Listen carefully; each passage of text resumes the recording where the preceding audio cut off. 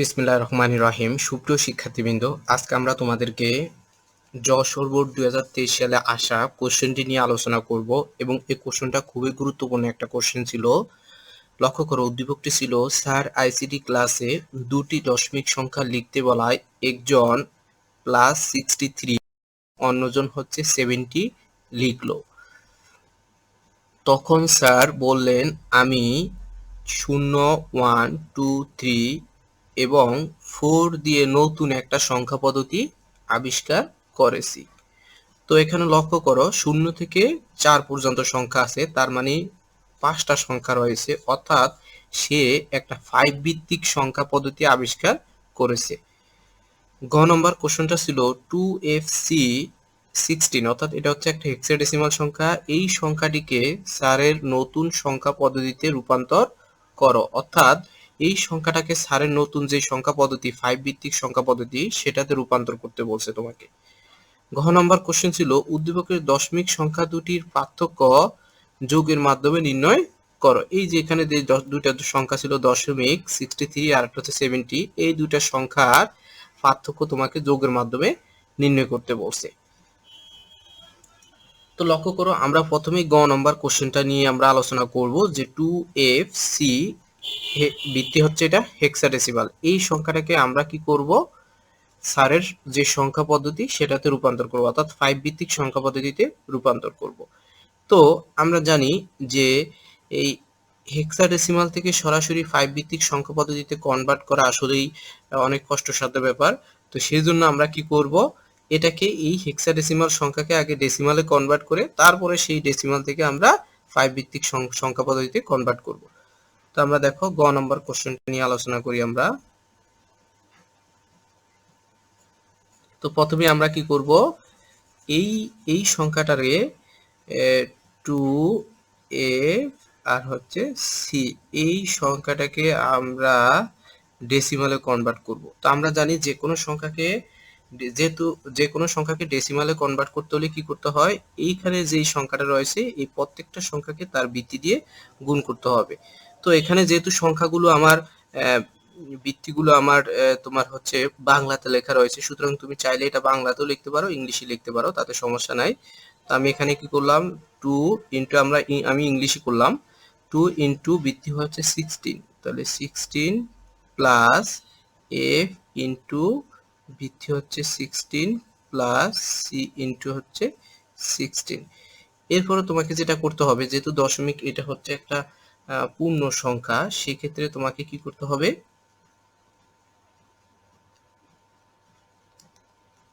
সেক্ষেত্রে অবশ্যই পাওয়ার দিতে হবে। 0 থেকে শুরু হবে, 0, 1, 2, ঠিক আছে।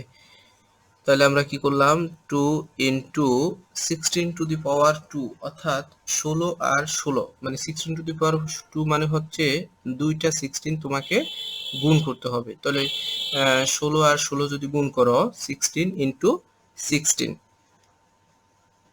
16 ইন্টু 16, সেক্ষেত্রে হবে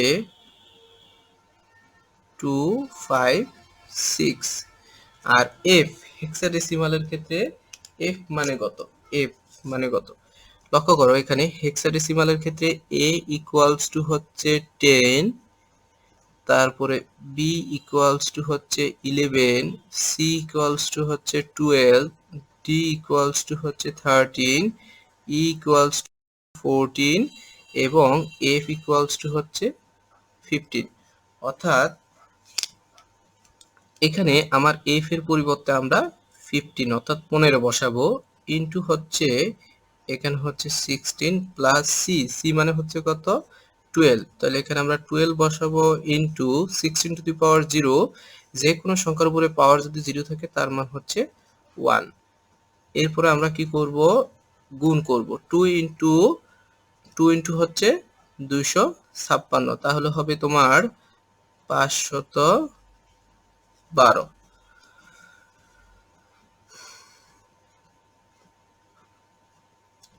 তারপর হচ্ছে কত, 15 ইন্টু হচ্ছে 16 গুণ করলে হবে 240 প্লাস হচ্ছে 12। এরপর আমরা কি করব, এই সবকটা আমরা যোগ করে দিব। তাহলে আমরা আমাদের যোগফল হচ্ছে কত 64 অর্থাৎ 764। এটা হচ্ছে আমার একটা দশমিক বা ডেসিমাল সংখ্যা। এখন তোমাকে যেটা করতে বলছে সেটা হচ্ছে যে এই সংখ্যাটাকে স্যারের সংখ্যা পদ্ধতির সাহায্যে রূপান্তর করতে বলছে। তো স্যারের যে সংখ্যা পদ্ধতিটা ছিল সেখানে আমরা লক্ষ্য করতেছি যে এখানে অঙ্ক ছিল কয়টা, আমার অঙ্ক ছিল হচ্ছে 5টা, 0 থেকে 4 পর্যন্ত, তার মানে 5 ভিত্তিক সংখ্যা পদ্ধতি। তাহলে তোমাকে এই ডেসিমাল সংখ্যাটাকে 5 ভিত্তিক সংখ্যা পদ্ধতিতে রূপান্তর করতে হবে।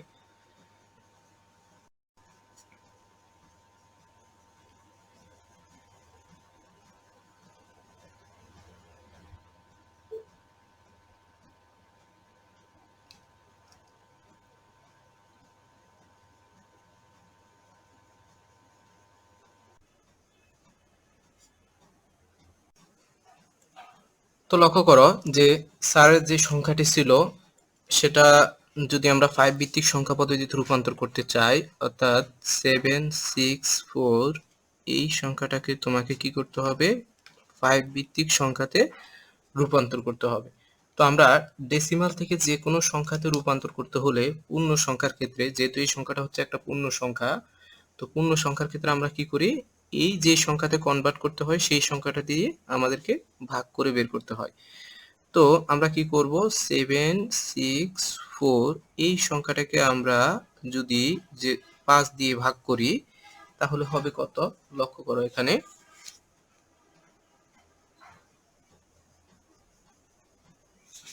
দেখো 764 ভাগ হচ্ছে 5, অর্থাৎ ভাগফল হচ্ছে 152, মানে হচ্ছে 152, আর ভাগশেষ হিসাবে কত থাকবে দেখো এখানে দশমিকের পরে আছে 0.8, তাহলে আমরা কি করব এই 0.8 এর 5 দিয়ে গুণ করব, তাহলে যেটা আসবে সেটাই হচ্ছে আমার ভাগশেষ, অর্থাৎ এখানে ভাগশেষ হিসাবে পাওয়া যাবে 4। এরপরে আমরা কি করব, এরপর হচ্ছে 152 এর আবার আমরা 5 দিয়ে ভাগ করব, তাহলে 152 এর যদি আমরা 5 দিয়ে ভাগ করি 152, এটাকে যদি আমরা 5 দিয়ে ভাগ করি তাহলে ভাগফল হচ্ছে 30, এবং ভাগশেষ হিসাবে কত পাওয়া যাবে, এই যে 0.4 কে 5 দিয়ে গুণ করো তাহলে ভাগশেষ হিসাবে যেটা পাওয়া যাবে সেটা চলে আসবে 2, ভাগশেষ হিসাবে থাকবে 2 আমার। এরপরে আমরা এই 30 এর আমরা কি করব 5 দিয়ে ভাগ করব, 30 এর 5 দিয়ে ভাগ করলে হচ্ছে 5 6 30, এবং ভাগশেষ হিসাবে কিছু থাকবে না, শূন্য।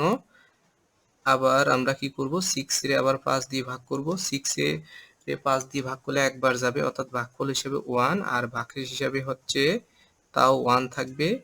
এরপর আমরা কি করব এই 1 কে আবার 5 দিয়ে আমরা ভাগ করব, 1 এর যদি 5 দিয়ে ভাগ করি 1 এর মধ্যে 5 ভাগ যাবে না, সেক্ষেত্রে এখানে ভাগফল হবে আমার 0, আর ভাগশেষ হিসাবে আমার আসবে এই 1টা আমার ভাগশেষ হিসাবে চলে আসবে।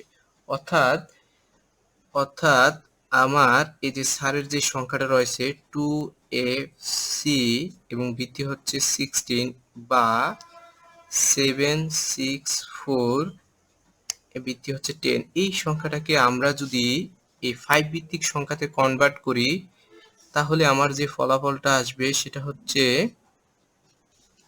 1 1 0 2 4। এটা হচ্ছে আমার অ্যান্সার 5 ভিত্তিক সংখ্যা পদ্ধতির রেজাল্ট। তাহলে আশা করি তোমরা লেকচারটি বুঝতে পেরেছো। এরপর আমরা কি করব, ঘ নাম্বার কোশ্চেন নিয়ে আলোচনা করব। তো লক্ষ্য করো ঘ নাম্বার কোশ্চেনটা ছিল যে আমার এখানে যে দুটা দশমিক সংখ্যা রয়েছে +63 আর হচ্ছে +17, এই দুটা সংখ্যার পার্থক্য যোগের মাধ্যমে বের করতে বলছে, অর্থাৎ 2 এর পরিপূরকের মাধ্যমে আমাকে পার্থক্য বের করতে বলছে। যেহেতু এই দুইটার পার্থক্য আমার যোগের মাধ্যমে বের করতে বলছে তাহলে আমাদেরকে প্রথমেই এখানে একটা কাজ করে নিতে হবে। এখানে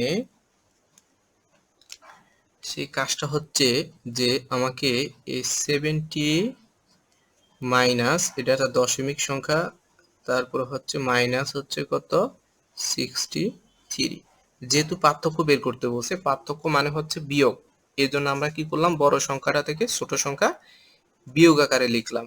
এখন এই পার্থক্যটাকে আমার যেহেতু যোগের মাধ্যমে বের করতে হবে, সেহেতু আমাকে কি করতে হবে, এখানে এই মাইনাসের জায়গায় প্লাস চিহ্ন আনতে হবে, মাইনাসের জায়গায় একটা প্লাস চিহ্ন আনতে হবে। তাহলে যেহেতু আমি এখানে একটা প্লাস চিহ্ন নিয়ে আসছি, সুতরাং এই মাইনাসটা আমার এই 63 সাথে চলে আসবে। এখন লক্ষ্য করো, যেই সংখ্যাটা আমার পজিটিভ আছে, দেখো এখানে 70 হচ্ছে পজিটিভ আর 63 হচ্ছে নেগেটিভ। যেই সংখ্যাটা পজিটিভ আছে সেটার জাস্ট 8 বিট রেজিস্টারে বাইনারি বের করতে হবে, আর যেই সংখ্যাটা আমার নেগেটিভ আছে সেটার 2 এর পরিপূরক তোমাকে বের করতে হবে। তারপরে দুইটা সংখ্যা কি করতে হবে, যোগ করতে হবে। তো আমরা করার চেষ্টা করি। দেখো এখানে 17 এর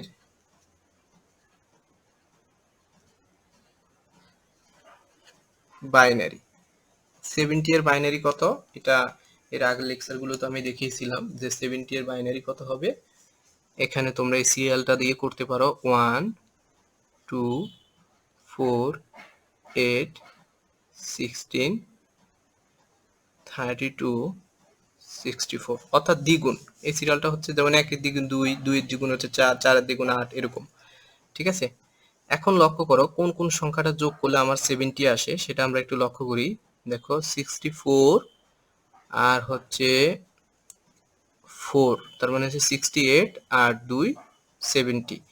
তাহলে এই সংখ্যাগুলো যোগ করলে যেহেতু আমার 70 আসে, অর্থাৎ 70 আসে, 64 4 আর 2 যোগ করলে আমার 70 অর্থাৎ 70 আসে। তাহলে সেগুলো নিচে 1, বাকিগুলো নিচে আমরা শূন্য দিয়ে নিব, শূন্য দিয়ে নিব। অর্থাৎ 70 এর বাইনারি হচ্ছে 1 0 0 0 1 1 0। তো এখানে লক্ষ্য করো কয়টা সংখ্যা রয়েছে, 1 2 3 4 5 6 7টা সংখ্যা রয়েছে। এখন 70 এর বাইনারি সংখ্যাকে আমার 8 বিট রেজিস্টারে এর বাইনারির 8 বিট, এত এর 8 বিট রেজিস্টারে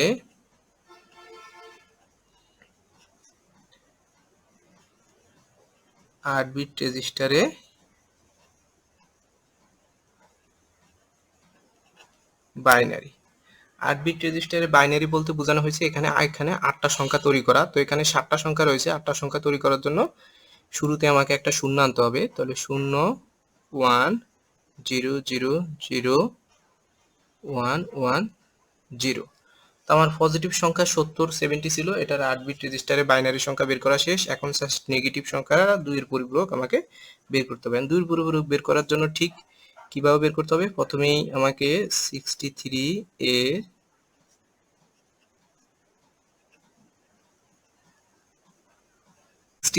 এর বাইনারি আমরা বের করব। তো 63 এর বাইনারি বের করার জন্য কি করতে হবে, আগের সিরিয়ালটা অনুসারে 63 এর বাইনারি বের করা যাবে। তো সেটার জন্য তোমাকে দেখতে হবে যে এখানে কোন কোন সংখ্যা যোগ করলে আমার 63 পাওয়া যাবে। তো এখানে 32 32 আর 16 হচ্ছে কত, 48 48 আর 8 হচ্ছে 56 56 আর 4 হচ্ছে 60 60 আর হচ্ছে 2 62 62 আর 1 63। অর্থাৎ এই 32 আর 16 যোগ করলে 48 48 আর জোড়া হচ্ছে 56 56 16 62 63। অর্থাৎ এখানে এই 32 থেকে শুরু করে সব কটা সংখ্যা যোগ করলে আমার 63 আসে। তাহলে সেগুলো নিচে আমি 1 লিখলাম আর বাকিটা নিচে একটা শূন্য লিখবো আমরা। অর্থাৎ 63 এর বাইনারি হচ্ছে 0 1 1 1 1 1।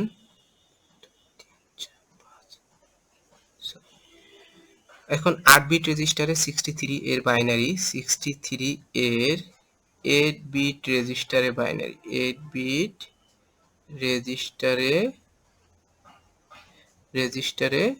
বাইনারি।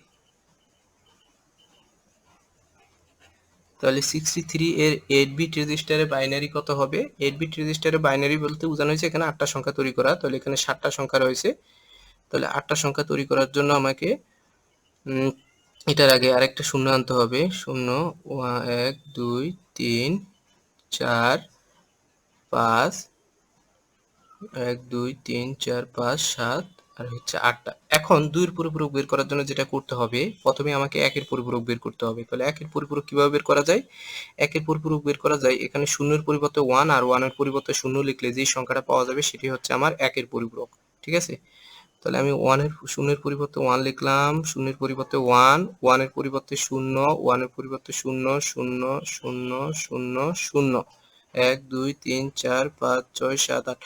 এখন এটা হচ্ছে আমার 1 এর পরিপূরক, 1 এর পরিপূরক। ঠিক আছে, 1 এর পরিপূরক। এই 1 এর পরিপূরকের সাথে 1 এর পরিপূরকের সাথে আমরা যদি 1 যোগ করি, 1 এর পরিপূরকের সাথে 1 যোগ করলে যেই সংখ্যাটা পাওয়া যাবে সেটা হচ্ছে আমার 2 এর পরিপূরক। ঠিক আছে? তাহলে 0 এর সাথে 1 যোগ করলে হচ্ছে কত? 1, হাতে কিছু থাকে না, তাহলে এই পাশে যে সংখ্যাগুলো আছে সেগুলো বসে যাবে 2 3 4 5, অর্থাৎ এটা হচ্ছে আমার 2 এর পরিপূরক। এখন জাস্ট কি করতে হবে তোমাকে, এই যে 70 এর 8 বিট রেজিস্টারে যে বাইনারি সংখ্যাটা রয়েছে আর এই যে 2 এর 63 এর যে 2 এর পরিপূরক রয়েছে সেই দুইটা সংখ্যা যোগ করতে হবে। তাহলে আমরা কি করতে পারি? তো লক্ষ্য করো এখানে এই যে প্লাস 17 আর হচ্ছে মাইনাস 63, এই দুইটা সংখ্যা যদি আমরা এখন যোগ করি তাহলে 0 আর 1 এর যোগ করলে হচ্ছে 1, তারপরে হচ্ছে 1 এর সাথে 0 যোগ করলে 1, আবার 1 এর সাথে 0 যোগ করলে 1, হাতে কিছু নাই, তারপরে 0 0 0 0 আর 0 যোগ করলে 0 0 0 যোগ করলে 0, 1 1 এর যোগ করলে হচ্ছে 10, 10 এর 0 হাতে আছে 1, সেই 1 এর সাথে এখানের 1 যোগ করলে 10, 10 এর 0 হাতে আছে 1, তাহলে সেই 1 এখানে বসে যাবে। ঠিক আছে?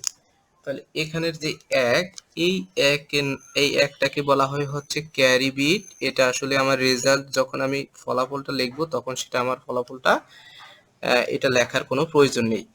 এরপরে এই সোজা যেই সংখ্যাটা থাকবে এটার নাম হচ্ছে চিহ্ন বিট, এটা হচ্ছে চিহ্ন বিট। ঠিক আছে? তাহলে আমার আসলে যে ফলাফলটা, আর এখানে যদি আমরা যোগ বিয়োগ করি, দেখো প্লাস 70 আর মাইনাস 63, তাহলে এখানে পাওয়া যাবে প্লাস 7। অর্থাৎ আমার যেই দুইটা সংখ্যার যে পার্থক্য, সেই পার্থক্যটা হচ্ছে এখান থেকে শুরু হবে, চিহ্ন বিট থেকে শুরু হয়ে এই 1 পর্যন্ত। এটাই হচ্ছে আমার অ্যান্সার। এখন আমার অ্যান্সারটা ঠিক আছে কিনা সেটা যদি আমরা যাচাই করি, দেখো লক্ষ্য করো এটা আমার অ্যান্সারটা ঠিক আছে কিনা সেটা আমরা চাইলে যাচাই করতে পারি।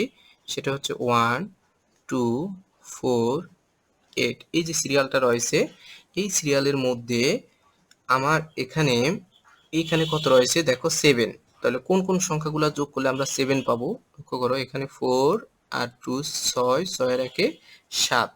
অর্থাৎ আমার যে সংখ্যাটা রয়েছে, অর্থাৎ 7 এর বাইনারি হচ্ছে আমার এদিকে যা আছে সব 0 আর এদিকে অবশ্যই 3টা 1 থাকবে। তো দেখো এটার সাথে এটার কিন্তু মিল রয়েছে, অর্থাৎ আমার ফলাফলটা ঠিক রয়েছে।